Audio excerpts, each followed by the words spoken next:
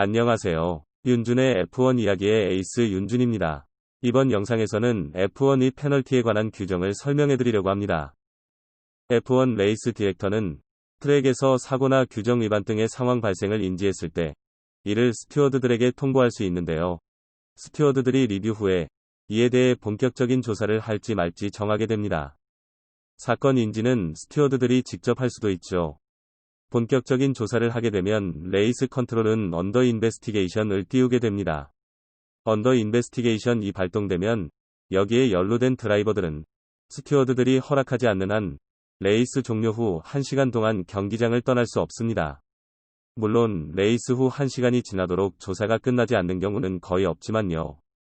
주로 비디오 리뷰로 진행되는 조사 후 어떤 드라이버의 확실한 과실이 인정되면 페널티를 부과하게 되죠.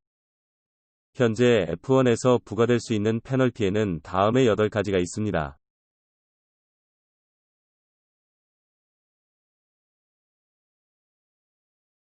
(5초와 10초) 페널티는 정상적인 pit스탑 시 최소 각각 5초 및 10초 동안 아무것도 하지 않고 대기하는 것으로 소화할 수 있습니다.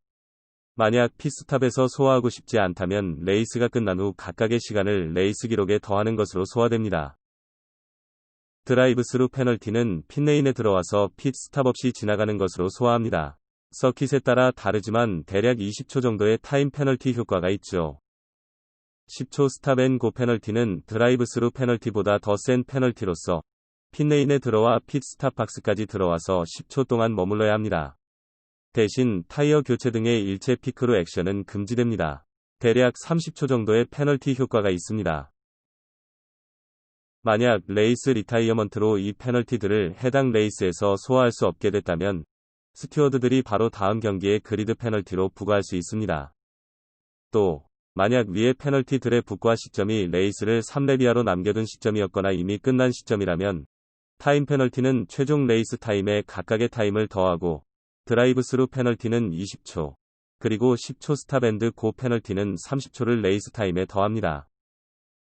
그런데 만약 드라이버의 규정 위반이 10초 스탑 앤 고 수준을 넘어설 정도로 심각했다고 판단된다면 해당 레이스 기록을 삭제하는 실격이 부과되거나 다음 레이스 참가 자격이 박탈될 수 있습니다. 경고와 그리드 페널티는 서로 관련이 있습니다.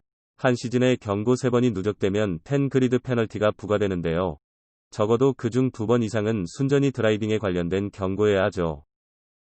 그런데 사실 우리가 자주 접하는 그리드 페널티는 경고 누적에 의한 것이 아니라 자동차의 중요 파트 교환에 의한 것입니다.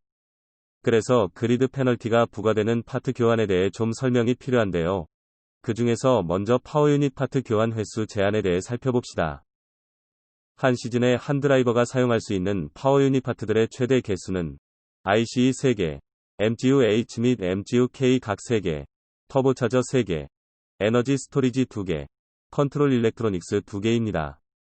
만약 한 시즌의 전체 레이스가 14회 이하로 열린다면 위의 허용 개수들은 모두 2개씩으로 줄어듭니다. 그리고 시즌 레이스가 11회 이하만 열린다면 에너지 스토리지와 컨트롤 일렉트로닉스는 1개, 그리고 나머지는 모두 2개까지 허용되게 됩니다.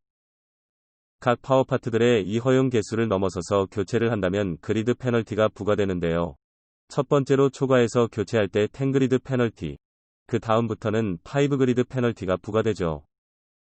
파워 유닛 파트 말고 기어박스도 최대 사용 개수에 제한이 있습니다. 기어박스는 6개 연속 GP 이벤트 동안 1개만 사용할 수 있게 되어 있습니다.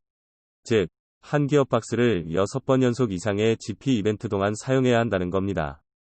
GP 이벤트란 토요일과 일요일 일정, 즉 프랙티스 3와 퀄리파잉, 그리고 메인 레이스를 말합니다. 따라서 프랙티스 1과 2에서 다른 기어박스를 장착해 달리고 토요일부터는 원래의 기어박스로 달려도 됩니다. 만약 6번 연속이 되기 전에 기어박스를 교체한다면 5 그리드 페널티가 부과되죠. 그리고 이런 일이 한 시즌에 추가로 발생될 때마다 5 그리드 페널티가 더 추가됩니다.